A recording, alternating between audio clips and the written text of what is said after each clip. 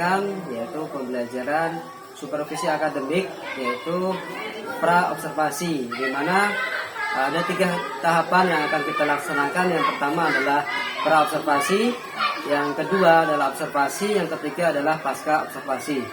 Nah, yang pertama kita akan melakukan yaitu tahapan pra observasi. Selamat pagi Bu Ida. Iya, pagi juga Pak. Jadi terima kasih waktunya. Hari ini kita akan melakukan tahapan pra observasi. Nah, yang pertama silahkan perkenalkan Ibu dulu. Baik, perkenalkan nama saya Francisca Ika, SPD, biasa dipanggil Ibu Ika. Nah, Ibu ngajar di kelas mana Bu? Kelas berapa? Saya di sini mengajar di kelas 5. Oke, baik. Jadi Ibu mengajar di kelas 5 Bu ya. Iya. Jadi yang pertama Bu, apa Bu materi yang nanti Ibu akan ajarkan ke anak-anak pada observasi nanti? Iya, sesuai yang sudah saya tentukan kemarin, saya siapkan itu adalah materinya tentang volume bangun ruang yang saya akan berikan kepada siswa saya tentunya. Apa lagi Bu? Selain volume ada? Ada di situ ada bangun ruang, ada balon, ada tabung, ada kerucut dan ada bola. Baik Bu, jadi nanti ada bentuk-bentuk bangun ruang, kemudian ada volume Bu ya. Nah, jadi tujuan pembelajarannya apa Bu? Caranya nanti akan dilaksanakan. Tujuannya ini supaya siswa saya lebih memahami lagi bagaimana cara melakukan atau menulis bagian bangun-bangun ruang, bangun kerucut dan bola, sama dengan juga ada tabung, supaya mereka lebih memahami lagi intinya. Jadi tujuannya itu Bu ya, supaya mereka mengenal bentuk bangun ruang Bu ya. Ya, nah, apa Bu alat-alat dan bahan yang Ibu nanti siapkan untuk pembelajaran nanti? Ya, untuk alatnya di sini karena kita hanya memiliki alat terbatas, yaitu saya hanya siapkan kertas, penggaris, sama tentunya pensil juga ya Pak ya, untuk supaya mereka lebih memudahkan untuk membuat segala gambar atau bangun ruang yang sudah saya berikan kepada anak-anak nantinya. Jadi kita di sini memang terbatas Bu ya, tidak ada LCD, internet pun kurang. Nah, itu Bu ya. Jadi bahan-bahan yang ada yang digunakan ya Bu ya.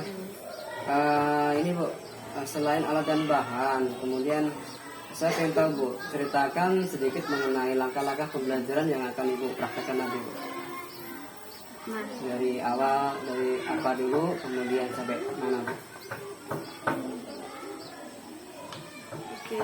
Nah, langkah-langkahnya itu adalah saya memberi kesempatan kepada peserta didik supaya mereka bisa memberi atau memahami bentuk-bentuk bangun ruang dan pengertian volume tersebut. Nah, langkah pertama apa saja yang saya berikan kepada siswa? Nah, saya berikan sebuah materi terlebih dahulu, tentunya Pak ya. Saya memberikan materi biar mereka nanti memahami apa yang saya berikan kepada mereka. Sesudah itu saya berikan sebuah tugas untuk mereka biar lebih mereka mempraktekkan nanti apa yang saya berikan kepada mereka. Nanti saya berikan materi sesuai yang sudah saya ajarkan, yaitu ada bangun ruang, ada balok, ada kerucut, ada bola juga, Pak ya. Nah, yang selanjutnya adalah pengertian volumenya. Nah, saya terlebih memberikan pengertian terlebih dahulu supaya siswa lebih mengerti ke materi terlebih dahulu, supaya mereka tidak bingung dalam mempraktekkannya nantinya, Pak ya. Setelah itu saya berikan masing-masing maksud saya beri mereka atau tentukan kelompok mereka masing-masing, yaitu terbagi dari 3 kelompok, ya Pak ya. Nah, di 3 kelompok itu nanti saya memberikan tugas kepada mereka supaya mereka mempraktekkan apa yang saya sudah ajarkan atau apa yang saya sudah berikan, supaya mereka lebih memahami bagaimana cara menggambar atau mempraktekkan secara langsung, yaitu dalam materi yang saya berikan. Materinya itu adalah bangun ruang, ada balok, ada volume, ada kerucut, dan ada bola juga, Pak. Seperti itu. Nah, setelah itu nanti saya memberi kesempatan untuk kelompok-kelompok atau untuk 3 kelompok itu mewakili 1 orang untuk mempresentasikan ke depan kelas, supaya mereka lebih memahami. Misalnya ini kelompok balok, kelompok kerucut, kelompok bola, kelompok kubus, Pak ya. Baik Bu, tadi sudah lengkap sekali apa yang Ibu ceritakan mengenai langkah-langkah pembelajaran. Jadi sangat baik Bu ya. Jadi apakah Ibu sudah menerapkan pembelajaran berdiferensiasi Bu? Iya, kalau menurut saya sudah menerapkan, walaupun hanya tidak sepenuhnya atau tidak 100% saya terapkan, tetapi siswa saya dapat memahami apa yang saya berikan kepada mereka. Iya. Jadi Ibu tadi saya lihat sudah mengelompokkan siswa berdasarkan kemampuannya Bu ya.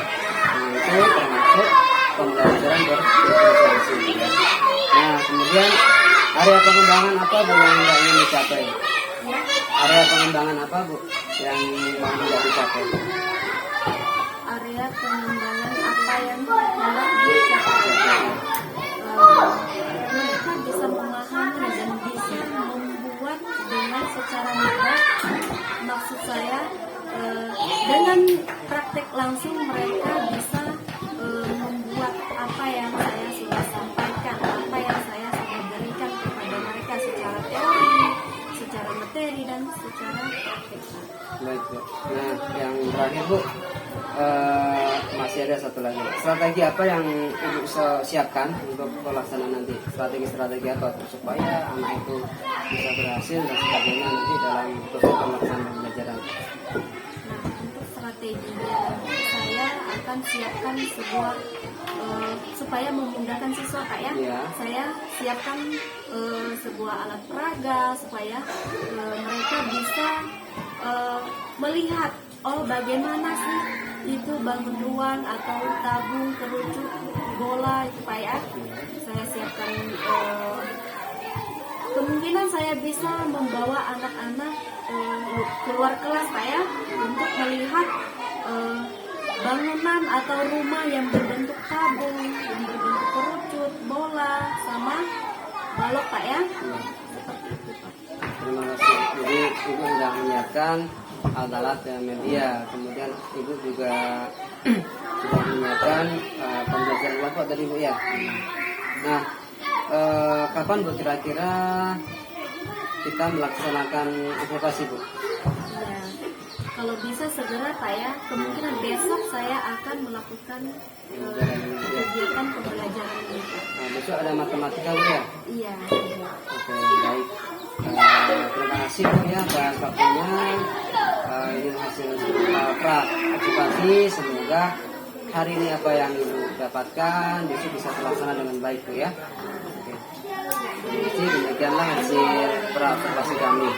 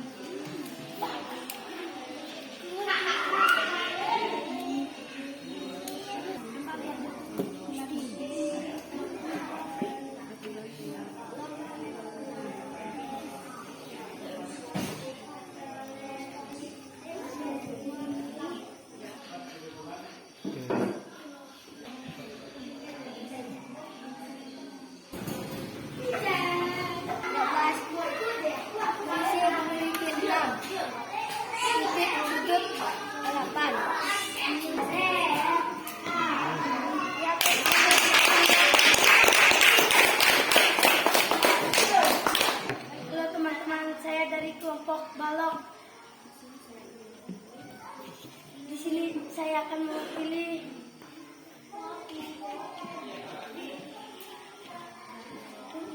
dari kelompok balap titik sudut 8, tusuk 12, sisi 6, sisi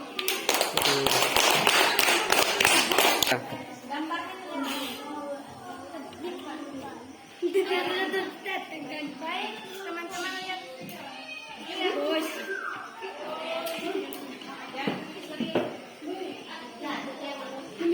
Baik teman-teman, kami dari kelompok Rujun. Saya mewakili kelompok Rujun. Memiliki dua sisi sudut, ya, sisi alas, membentuk lingkaran dan sisi selimut. Memiliki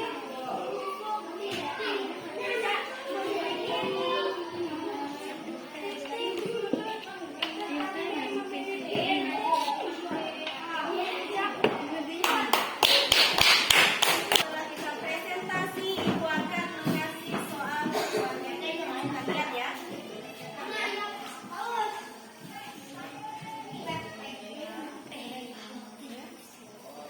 Oke, tugasnya sudah selesai. Oke, tugasnya sudah selesai, Nana. Ya, boleh dikumpulkan ya.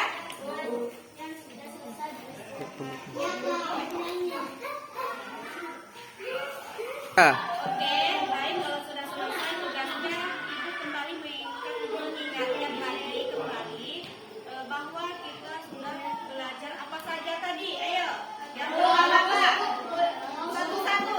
Ini kubus, itu balok, ini tembok, bola ya.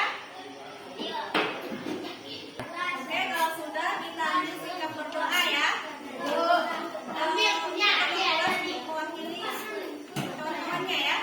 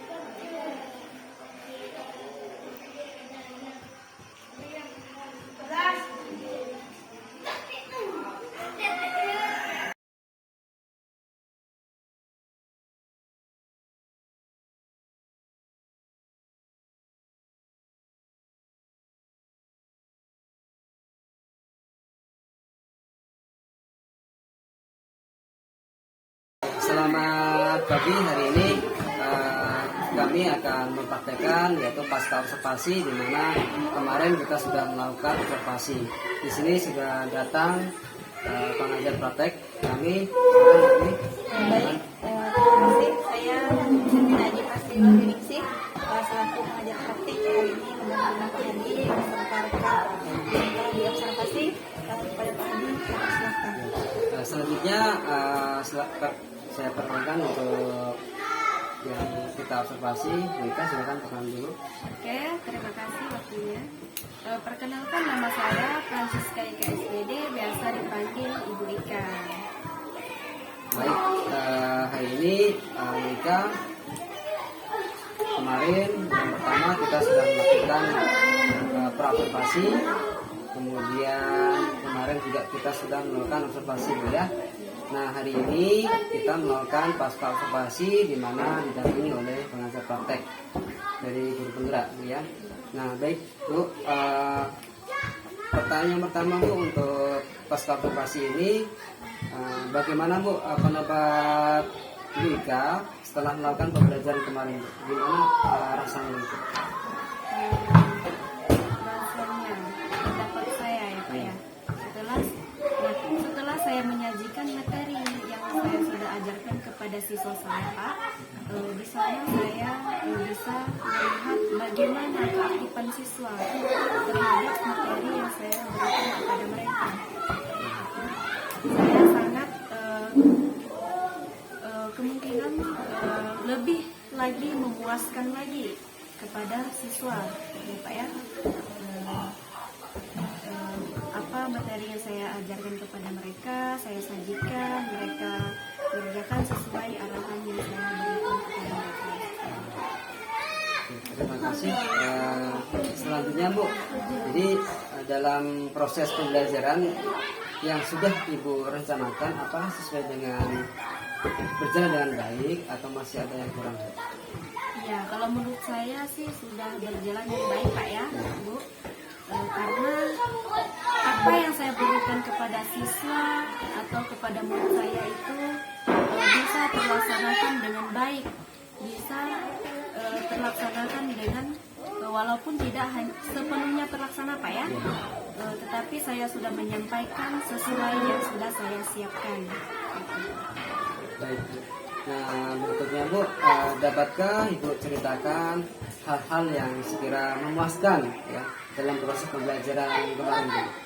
Ya, yang memuaskan saya kemarin itu siswa dapat memahami secara langsung materi yang saya berikan kepada mereka. Nah, setelah saya memberikan materi kepada siswa saya memberikan materi, memberikan tugas, dan memberikan tugas untuk mereka mempraktekkan dan juga memberikan masing-masing kelompok, yaitu terbagi 3 kelompok. Nah, di setiap kelompok itu saya bagikan tugas mereka dengan berbeda-beda. Maksud saya itu ada yang kelompok tabung, ada yang kelompok bola, ada yang kelompok kerucut, dan ada kelompok balok Pak ya. Itu sangat memudahkan siswa saya untuk mengerjakan tugas yang saya sudah berikan kepada mereka. Jadi kemarin senang nggak mereka? Puji Tuhan Pak, mereka sangat senang ya belajar dan sangat semangat karena mereka dapat memahami dan bisa kerjakan sebisa mereka Pak ya. Dan mereka senang karena bisa berdiskusi dengan teman-temannya. Jadi apakah yang tujuan yang Ibu sudah rencanakan dalam RPP itu sudah sesuai ya? Kalau sudah tercapai belum Bu? Iya, kalau menurut saya sudah Pak ya, karena saya memberi atau melaksanakan materi ajar sesuai yang sudah tertera di RPP Pak ya, sesuai langkah-langkah, sesuai yang urutan di RPP Pak ya. Gitu. Baik Bu. Jadi apakah Ibu selama melakukan pembelajaran siswa itu ada yang kesulitan Bu? Iya, kalau bilang kesulitannya tentu ada Pak ya, karena di sini siswanya kalau bilang banyak tidak Pak ya, hanya di sini siswanya terbatas.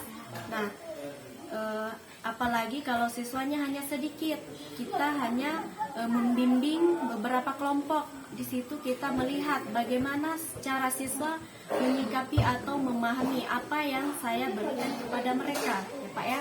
Kalau mengenai kesulitan, kemungkinan saya lihat di setiap kelompok itu ada 1-2 orang Pak, tetapi saya berusaha bagaimana caranya supaya siswa lebih memahami atau lebih paham apa yang saya sampaikan kepada mereka. Contohnya seperti apa Bu yang Ibu lakukan? Contohnya saya memberikan materi kepada mereka supaya mereka kerjakan nanti. Saya berikan materi, nanti saya nyampaikan secara materi, secara praktek, nanti saya kasih kesempatan kepada teman-temannya biar supaya mereka bisa melihat temannya bagaimana cara mengerjakannya, dan juga siswa tersebut bisa melihat teman-temannya dan bisa bertanya kepada teman-temannya supaya mereka yang kira-kiranya tidak tahu bisa menjadi tahu. Nah, baik Bu. Jadi Ibu kan menyampaikan materi mengenai bentuk bangun ruang Bu ya. Nah, apakah Ibu sendiri ketika menyampaikan materi itu mengalami kesulitan Bu? ya, karena ini sudah saya lakukan maksud saya sesuai RPP tadi Pak ya. Saya mengikuti arahannya, saya mengikuti langkah-langkahnya. Di situ saya melihat bagaimana caranya untuk mempraktekkan yang supaya tidak mempersulitkan saya. Nanti saya melihat langkah-langkahnya sesuai RPP Pak ya. Tidak mungkin kita membawa sebuah materi atau sebuah pelajaran melainkan dari RPP Pak ya. Nah, tentu saja saya mengikuti apa yang saya sudah siapkan, apa yang sudah diterapkan di RPP Pak ya. Baik ya, jadi Ibu selama mengajar Ibu sesuaikan dengan langkah-langkah yang sudah dilakukan ya. Nah, ketika Ibu melakukan pembelajaran Bu, misalkan Ibu ada kesulitan nih Bu ya, misalkan nih ada kesulitan. Contohnya misalkan anak ini ada kesulitan gambar, tidak bisa nih Bu, saya nggak bisa gambar balok misalkan. Nah, bagaimana alternatif Ibu cara mengatasinya? Cara saya mengatasi adalah saya mempersiapkan maksudnya saya mempersiapkan alat peraga seperti misalnya saya buat dari bahan kertas Pak ya, atau saya praktekkan langsung di papan tulis misalnya Pak ya. Saya gambar, nanti saya ajarkan mereka sesuai yang saya praktekkan nanti di papan tulis. Nanti saya siapkan alat peraganya, saya misalnya terbuat dari kertas Pak, nanti saya gunting atau saya ajarkan mereka secara pelan-pelan supaya mereka bisa memahami atau membuat atau mempraktekkan apa yang sudah saya siapkan, yaitu misalnya balok, ruang, misalnya tabung, ada kerucut, ada bola Pak ya. Terima kasih. Jadi kita refleksikan bersama-sama Bu. Jadi yang pertama Ibu sudah melakukan langkah-langkah pembelajaran sesuai dengan hasil observasi saya, baik dari tujuan, kemudian doa, kemudian langkah-langkah dan penutup sudah Ibu lakukan dengan baik Bu ya. Jadi ada saran Bu dari saya dalam prakteknya nanti biar lebih menarik lagi, mungkin kedepannya anak-anak itu selain di kelas itu diajak keluar kemudian keliling kampung misalkan untuk keliling kampung melihat bangun ruang yang menyerupai kehidupan nyata itu apa rumah nih, rumah bentuknya apa sih rumah besar, ketemu nanti ada drum yang di samping rumah misalkan, itu bentuknya apa misalkan bentuknya mungkin tabung seperti itu. Jadi supaya anak lebih senang, lebih bahagia gitu Bu, lebih mereka antusias gitu Bu. Itu hanya saran dari saya ya. Semoga kedepannya lebih baik. Terima kasih Bu ya. Jadi kira-kira apa yang akan Ibu lakukan untuk pertemuan berikutnya? Untuk pertemuan selanjutnya nanti saya terima kasih atas masukan dan sarannya dari Pak Hadi ya. Saya akan lebih semangat lagi dan saya lebih mempersiapkan lagi apa yang saya ajarkan nanti supaya siswanya lebih memahami apa yang saya berikan kepada mereka ya, supaya mereka misalnya ketika mereka melakukan tugas atau praktik nanti mereka lebih semangat, lebih giat dan lebih mengutamakan bagaimana caranya untuk belajar yang baik. Baik, terima kasih Bu Ika, Bu Dewi atas waktunya. Jadi sekian yang bisa kita praktekkan dari hasil pasca observasi. Semoga apa yang kita lakukan hari ini bisa bermanfaat. Assalamualaikum warahmatullahi wabarakatuh.